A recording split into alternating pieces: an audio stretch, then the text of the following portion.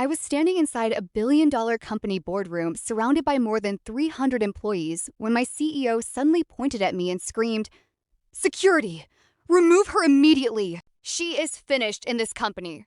Everyone watched me in complete silence while he smiled proudly, believing he had just destroyed my career forever.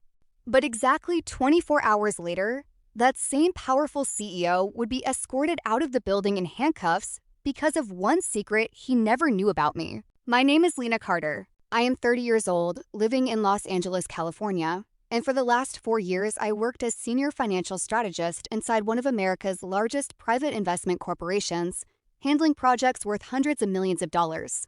I had a reputation for being one of the smartest employees in the company, constantly solving impossible financial problems and helping executives close deals nobody else could manage. But success created enemies, especially my CEO, Jonathan Reeves, a ruthless businessman obsessed with power and control. For months, he secretly stole credit for my work while treating employees with fear and humiliation.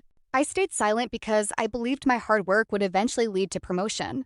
Then came the day that changed everything forever. During the company's largest annual shareholder presentation, investors, executives, media representatives, and hundreds of employees gathered inside headquarters, expecting the announcement of a major billion-dollar merger. I had personally spent 6 weeks preparing the entire financial strategy behind the deal. Moments before the presentation started, Jonathan suddenly interrupted the meeting, grabbed my report from the table, and shouted loudly enough for the entire room to hear. "This woman nearly cost this company everything because of her incompetence." I froze in disbelief.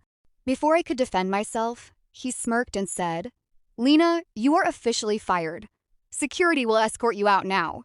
Hundreds of people stared while cameras recorded everything. Humiliated beyond words, I walked out without saying anything. But Jonathan had no idea he had just made the biggest mistake of his entire life. You see, my father wasn't an ordinary businessman. For years, he had been the silent majority investor, holding controlling ownership over more than 51% of the corporation through a private holding group Jonathan never knew existed. The moment I reached home that evening, I made one phone call. 12 hours later, emergency legal audits were launched against the CEO's executive department. Investigators discovered millions of dollars in hidden offshore transactions, illegal stock manipulation, falsified expense reports, and unauthorized movement of corporate funds. Panic spread across the company overnight. Financial media outlets exploded with breaking news exposing corporate fraud.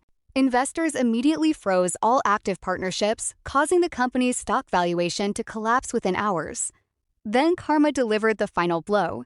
The exact same security team Jonathan ordered against me the day before walked directly into his executive office and escorted him out of the building while hundreds of employees watched silently.